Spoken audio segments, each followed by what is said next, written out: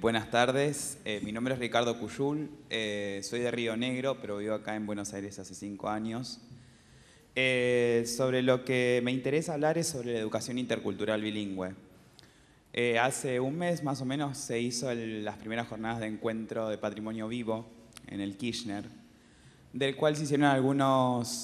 un concurso sobre escritos, ensayos, en el cual nos presentamos con una compañera, yo soy estudiante, y recibimos, digamos que ganamos el concurso por el proyecto que se había presentado en conjunto con la comunidad Mocoví Ain Mocoilec. Ain Mocoilec es una comunidad que forma parte de lo que es el Estado Provincial de Santa Fe, en Colonia Dolores, departamento de San Justo. Nosotros estuvimos trabajando con esa comunidad durante 3 años con y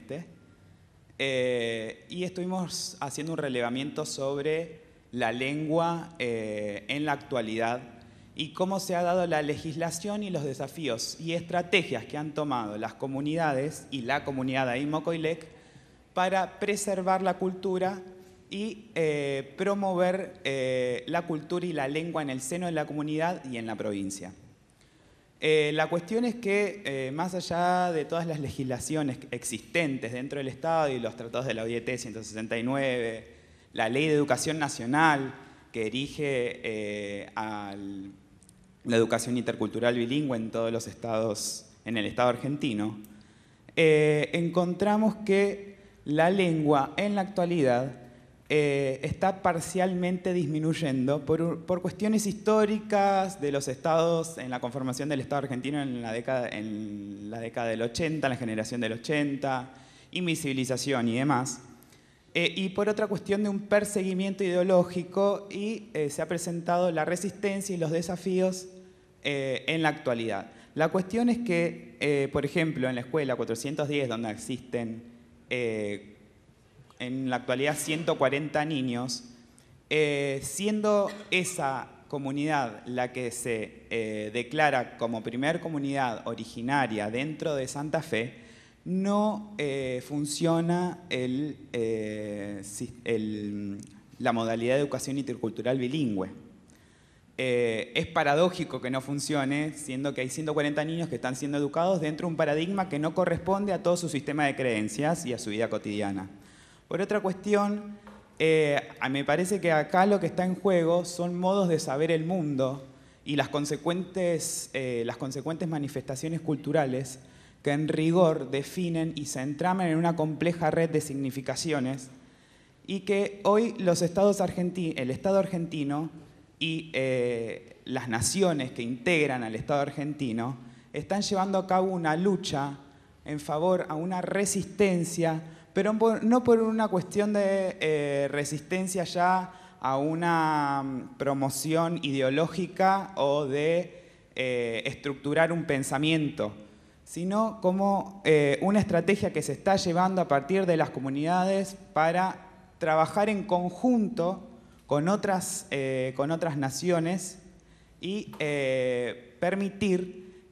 y ayudar a los estados que esas legislaciones se hagan presentes realmente dentro de cada una en el seno de las comunidades.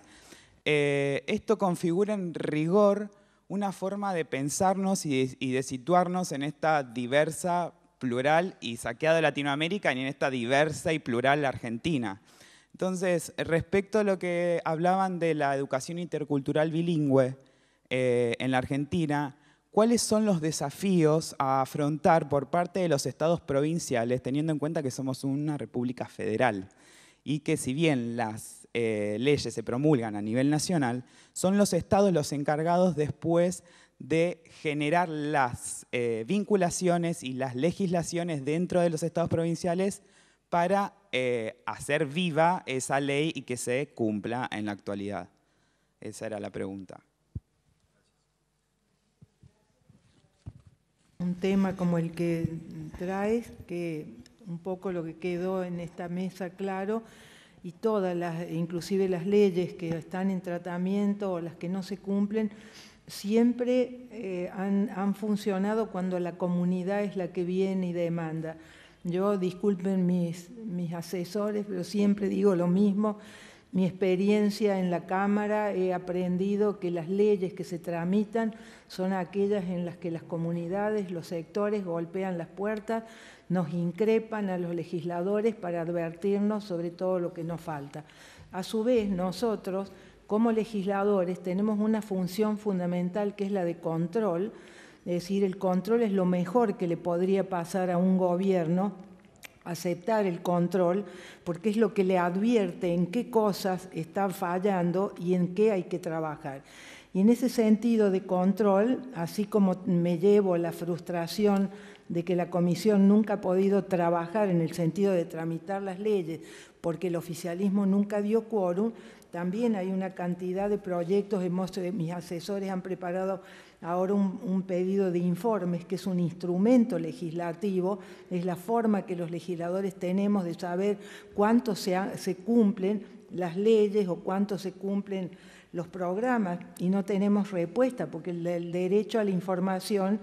es decir, la información es un derecho, no puede ser nunca propaganda. Entonces, de la misma manera que todavía no conseguimos tener una ley de acceso a la información, tenemos esta dificultad enorme que es, por ejemplo, no saber cuántos centros educativos tienen matrícula aborigen hasta el día de la fecha. No sabemos si se concluyó el relevamiento de los centros educativos en las zonas rurales donde hay un alto porcentaje de pobladores indígenas. No sabemos cuáles son los centros educativos, la cantidad de centros educativos con docentes indígenas. ¿Cuál es la cantidad de centros educativos donde se aplica el Programa Nacional de Educación Intercultural Bilingüe? Y son, es decir, un poco lo que uno puede hacer para poner al Estado en esta responsabilidad que está tan bonitamente enunciada en todos los convenios que firmamos, pero después las comunidades nos advierten que no se está cumpliendo, y hoy tuvimos ejemplos, y por eso les agradezco haber puesto los ejemplos concretos, es decir, que muestran lo que nos está faltando, ¿no? De todos modos, no ignoro la cantidad de, como es tu trabajo, que hay tanta gente a partir de la visibilización y la construcción de la democracia, porque vale para los pueblos indígenas y vale para todas las naciones que formamos la nación argentina, en el sentido de que nos cuesta, porque venimos de una tradición autoritaria donde se nos decía a quién rezar, cómo vestirnos, cómo pensar, es decir, venimos de ahí. Por suerte, ustedes son generaciones nacidas y educadas en libertad que, por supuesto, van incorporando una dinámica nueva de respeto al otro, pero todavía estamos muy lejos de tener encarnado como cultura y como valor espiritual, cultural, de que el otro es un igual y que tiene los mismos derechos que tenemos todos, ¿no? Esa belleza de la filosofía de los derechos humanos, que las personas tienen derecho solo por su condición de personas, ¿no? No sé si te responde eso, pero te agradezco mucho que hayas traído el tema a esta reunión. ¿Me puedo contestar? Por favor, sí. Permiso. Quería hacer me anoté muy desordenadamente algunas cosas, así que bueno, cállenme en el momento en que el desorden sea excesivo. Yo, lo que me quedó de la pregunta que usted hizo fue cuáles son los desafíos, que yo interpreto, bueno, cuáles serían. Yo, como persona que vengo trabajando, reflexionando con algunas de estas cosas, haría un poco el siguiente punteo. Uno de los temas más descuidados, a mi criterio todavía, es el tema de la formación docente. O sea, me parecía interesante lo que decía el poeta Castells, porque mi pregunta era, ¿en la Universidad Nacional de Rosario los cursos de guaraní eran de extensión o de grado? Bueno,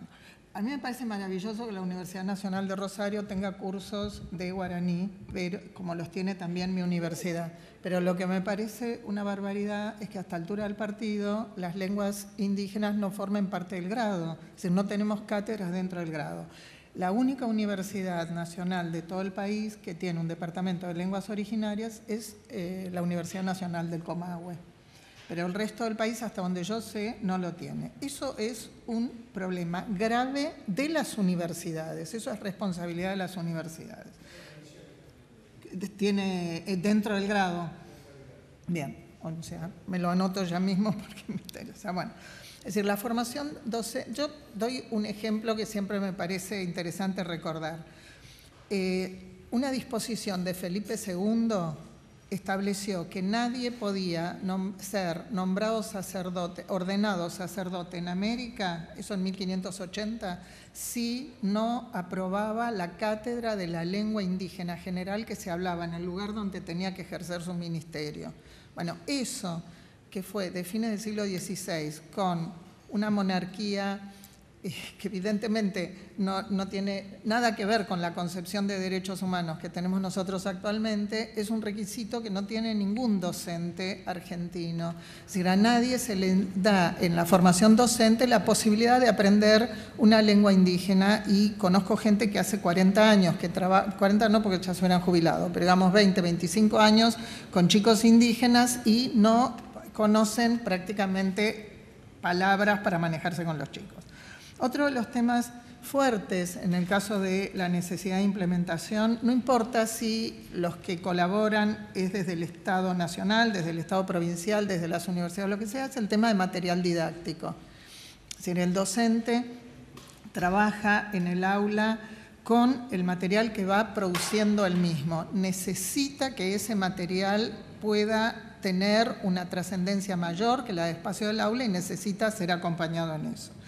Me parece que es importante recordar que además se requieren puestos docentes, es decir, estos son decisiones políticas fuertes. El mismo país que tomó decisiones políticas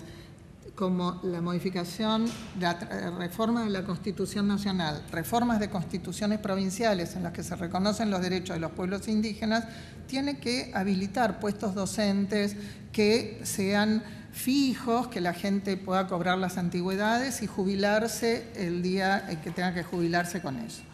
Un tema muy importante también son los programas escolares. Es decir, tiene que haber un diseño de programas escolares que se puedan implementar, pero tampoco tiene sentido exigir en esta etapa que quienes trabajen en los programas ya tienen que tener el de primer grado y el de séptimo, el de noveno o el de la... Porque esto es un proceso que tiene que ver con la inserción de las lenguas dentro de la escuela. Entonces, arranquemos por la primera y vamos planificando y acompañando de a poco. A veces yo tengo la impresión de que se le pide a los docentes indígenas que tienen que saber cosas que son futuristas, o sea, porque no sabemos, porque esto es todo un proceso que se va modificando y creando a medida. Entonces no se le puede pedir a alguien qué es lo que va a pasar con la lengua indígena dentro de 10 años cuando la lengua se use para otras funciones que no son solamente las que se usan en la actualidad. Y en relación con esto, creo que es, bueno, ya lo dije, creo que es importante que las distintas instituciones trabajen en conjunto, los ministerios provinciales, el Ministerio de Nación, las universidades, los institutos de formación docente, tienen que trabajar articuladamente en esto. Pero hay una cosa que me parece fundamental. Las lenguas indígenas no deberían ocupar solamente el lugar escolar. O sea, acá, digamos, es fundamental, por supuesto, para el niño indígena que va a la escuela y para el niño no indígena que quiere jugar con los chicos indígenas y que quiere aprender la lengua indígena. Ahora, hay que reconocer, las comunidades o las provincias o las regiones tienen que reconocer que la lengua indígena forma parte de la cotidianeidad. Se puede traducir en otras formas, hay cosas que se hacen, pero lo que es fundamental es reconocer que la lengua indígena en realidad cumple una función, que es un poco lo que usted planteaba, me parece. Es decir, el guaraní, de la misma manera que el aymara, que el quechua, como lenguas más difundidas dentro del país, cumplen funciones en la cotidianeidad, aunque no sea en la cotidianeidad mía. Bueno, la mía sí, porque bueno, trabajo en esas cosas, pero digamos, existen. Y me parece importante recordar que Capital Federal y Gran Buenos Aires son los únicos lugares de todo el país en donde se hablan todas las lenguas indígenas del país y de los países vecinos. Es decir, eso,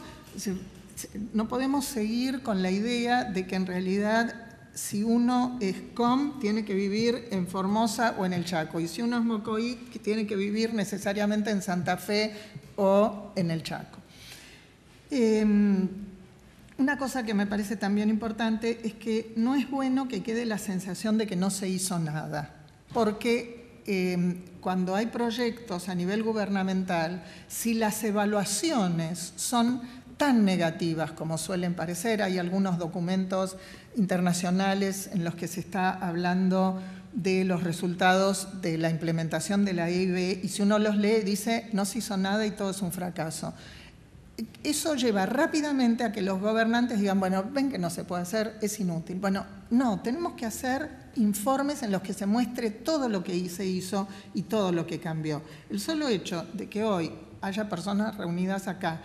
que todos tenemos algo que ver con esto y conocemos y nos vinculamos, demuestra que el tema no está igual hoy que hace 30 años atrás. Y esto en relación con el mocoí puntualmente. Hay un tema que tiene que resolverlo en parte la propia comunidad mocoí y que tiene que ver con, esto yo se lo escuché decir a un erudito traductor de la Biblia com, que es el profesor Orlando Sánchez, que dice, nosotros con el Toba, o sea, él es profesor de com, dice, nosotros con el Toba en un punto estamos contribuyendo a la invisibilización del mocoí, porque el com tiene tanto más prestigio desde el punto de vista de lo que es traducción de la Biblia, instalación, que dice, nosotros estamos obligando a que el mocoí tome una ortografía que no es la propia, sino que es la del com. Esto simplemente lo cuento como una anécdota, pero que me parece interesante porque, sin duda, una vez más, es el referente indígena el que debe ser consultado porque es el que más sabe de esto. Nosotros eso no nos hubiéramos dado cuenta. Bueno, no sé si sirve, pero ese sería mi punteo de temas. Por favor. Bueno, quería hacer un par de comentarios,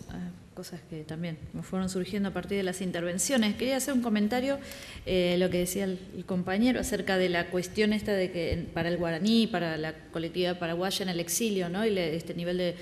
digamos, cómo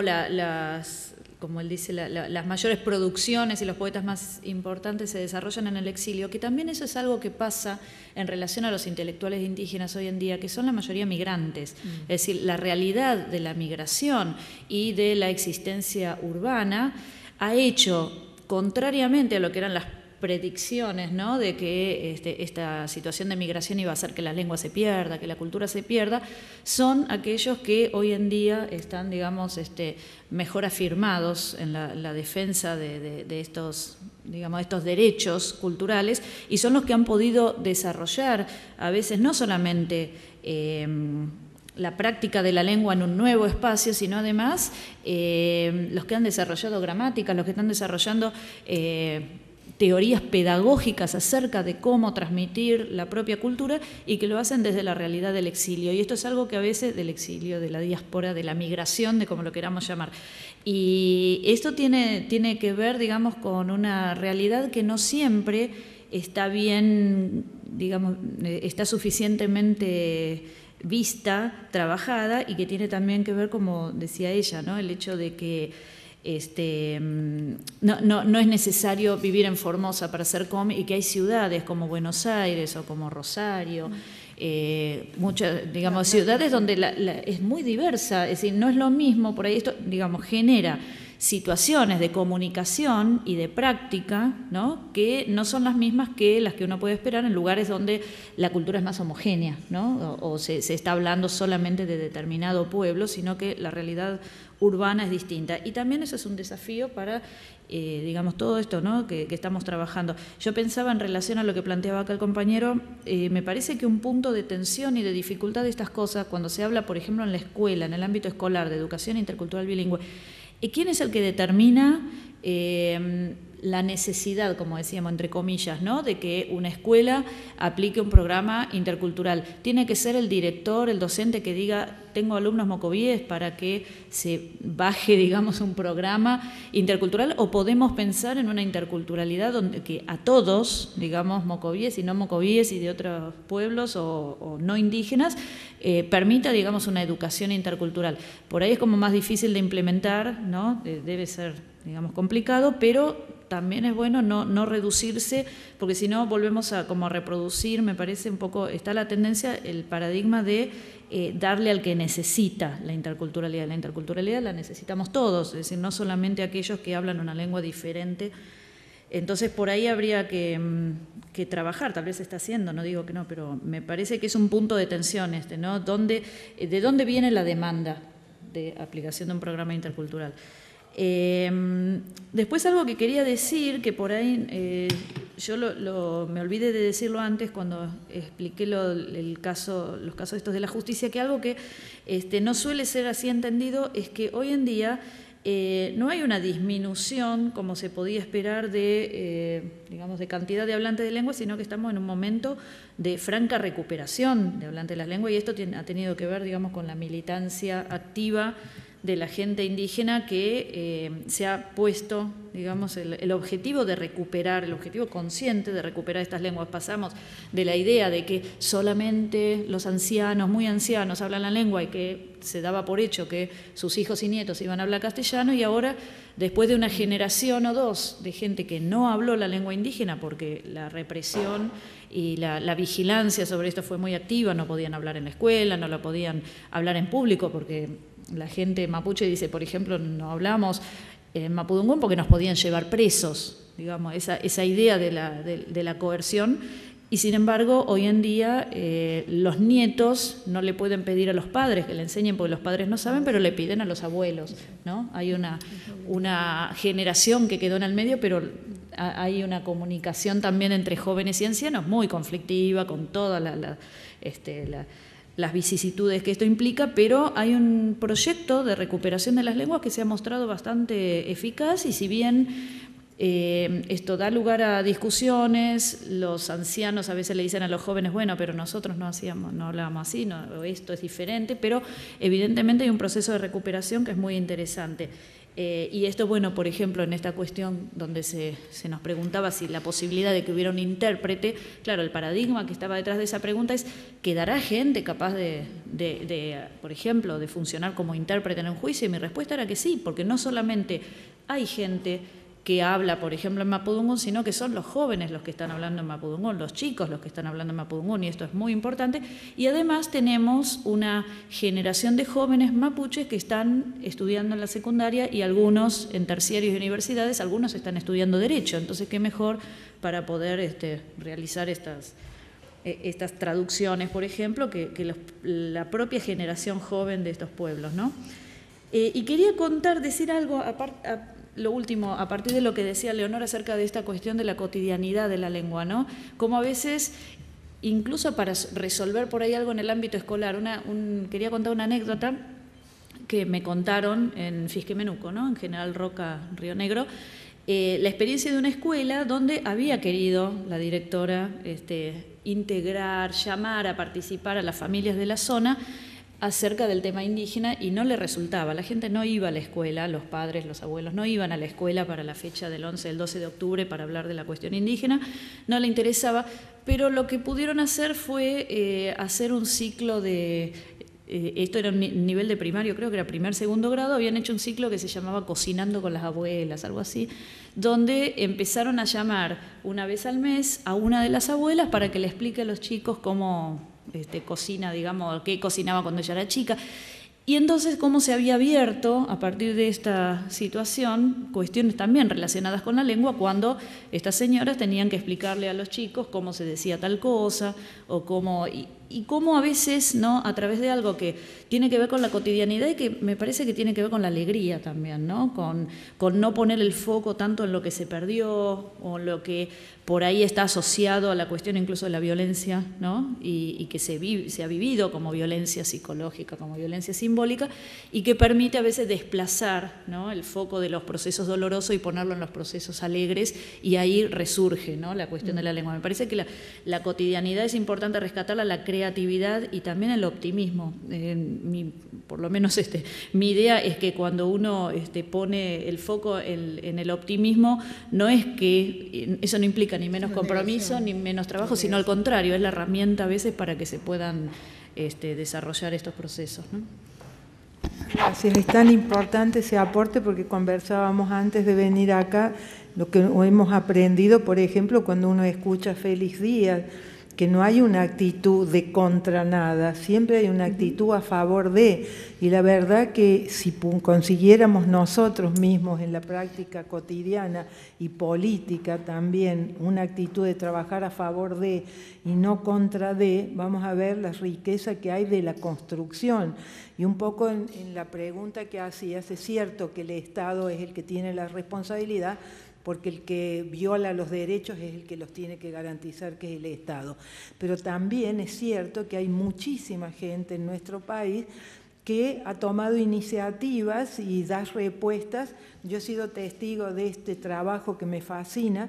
que son unas docentes, es una docente de Rosario, que va a vivir a Cachi, y mientras en Buenos Aires el debate es por qué los adolescentes no entienden lo que leen, ellas se pusieron a trabajar 12 docentes, inclusive conmueve porque sacaron un crédito de un banco, es decir, nadie les ayudó en nada, y construyeron este libro maravilloso porque se dieron cuenta que los libros que llegaban de Buenos Aires no tenían nada que ver, ellos no tienen semáforos, no tienen, es decir, digo, cosas cotidianas que no les pertenecen a su cotidiano, son chicos pastores que van con las cabras, y es una maravilla porque han hecho este libro, un libro para changos y chinita de los valles calchaquíes, que lo editaron en Córdoba, van a ver que es precioso el libro como está editado, pero la riqueza es que lo construyeron con las familias. Entonces, si uno ve la imagen desde Buenos Aires, qué bien, que van con la tablet y hemos hecho de la computadora como si fuese la gran herramienta, cuando es nada más que una herramienta, y cuando uno ve que los changuitos llevan el libro cuando van con las cabras, es decir, ahí también da esta dimensión de optimismo y de esperanza, que esto sí hay que decirlo, esto es lo que nos da la democracia. Mientras tengamos un sistema, es decir, que garantice derechos, tenemos que seguir demandando para que el Estado cumpla con esos derechos y no quede en la letra muerta de los proyectos o que no se tratan o de lo que está escrito en el corazón de nuestra Constitución. No sé si hay alguien más que quería... Sí. Y de debate conjunto. Como dato para todos y para compartir, se dijo muchas veces programa de educación intercultural o DEIB, es a partir de 2006 la nueva Ley Nacional de Educación, es modalidad de educación intercultural bilingüe transversal a los niveles educativos obligatorios, y que los datos de matrícula que mencionó que no están, se pueden consultar al sector de estadísticas del Ministerio de Educación de la Nación, que es DINIESE y depende de planeamiento educativo. Eso porque es información pública a la que todos tenemos acceso, nada más. Sí, este es un poder del Estado, y yo mencionaba antes que un instrumento legislativo, aquí no solo se sancionan las leyes, sino también se ejerce el control. Y eso también es un concepto que tenemos que incorporar en la práctica democrática. Pedir información no es obstruir ningún gobierno, es al contrario, tener el insumo fundamental para que a la hora del trámite de las leyes nosotros tengamos esta información que, como usted dice, posiblemente está en los portales o como información, pero que el Ministerio tendría que dar, es una obligación, de dar la información. En este caso, imagínense la situación de un senador de la Nación que utiliza un instrumento legislativo, cuál es el pedido de informe, y bueno, eso también tenemos que saberlo. Desgraciadamente todo este tiempo no se tramitan los pedidos de informe. Entonces, cuando a veces decimos estamos debilitando las instituciones se debilitan cuando no cumplen las funciones. Cada uno de los organismos del Estado y cada uno de los poderes del Estado tienen una función, y lo que hace falta es que cada uno de nosotros tenga perfiles de idoneidad acordes a esa función y que cada uno pueda cumplir el lugar en el que está, ¿no? Es decir, a mí me gustaría poder compartir con ustedes, es decir, la información que hemos solicitado y no hemos tenido respuesta, ¿no? En ese sentido. Hay un expediente, le han solicitado formalmente los datos a DINIESE, porque suelen llegar todo el tiempo de organizaciones de derechos humanos, de organizaciones también gubernamentales. Por eso, no simplemente compartir que además los datos están publicados. Así como se tramitan las leyes, se tramitan también, es decir, es función del legislador hacer pedidos de informe. Los pedidos de informe se tramitan como si fuera una ley. No hay expedientes, hay un proyecto de declaración, de comunicación o de ley que tiene que venir a la comisión. Si en la comisión hay quórum, se vota, se aprueba y va al recinto, y el funcionario tiene la obligación de responder al pedido de informes. Ese es el trámite y esta es la forma que debe funcionar el Parlamento. Sí. Yo quería agregar que no es menor el dato de que a partir del 2006 el programa de educación intercultural bilingüe, gracias a esa ley, pasó a ser modalidad porque estaba dentro de lo que eran las políticas compensatorias del Ministerio. Entonces, digamos, que se haya empoderado, ¿no?, y que haya pasado a ser una modalidad dentro del sistema educativo a partir de una demanda de las comunidades es bastante importante.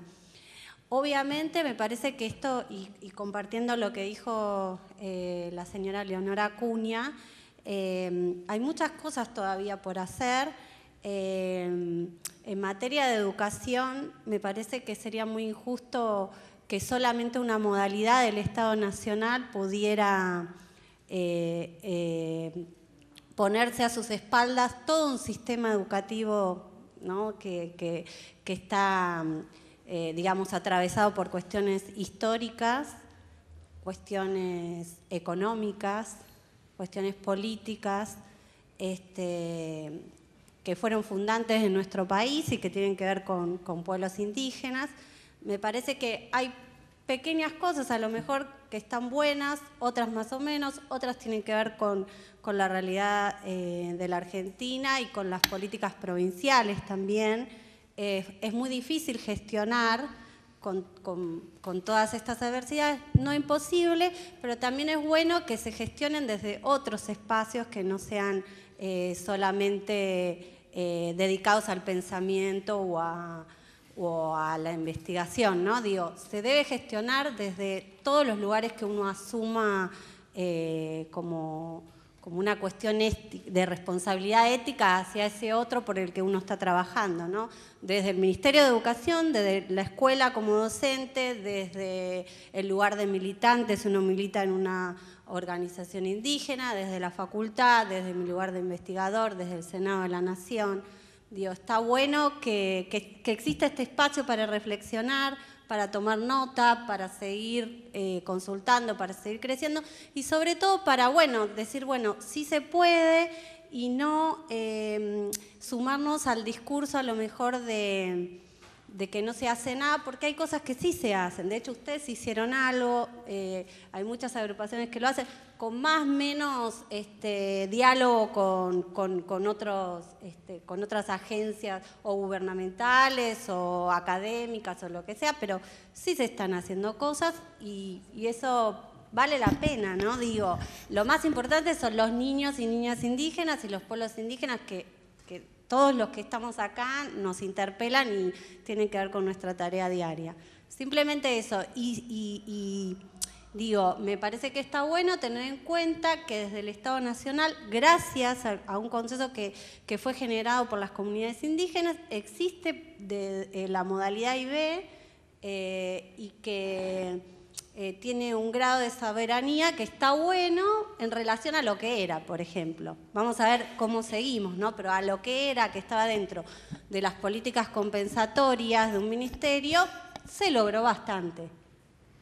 Sí, para tu información también, nuestro país firma convenios internacionales y está obligado.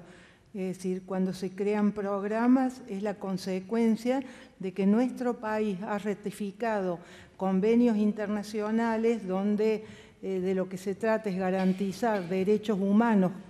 concebidos universalmente, y es en ese sentido que se inscriben los programas.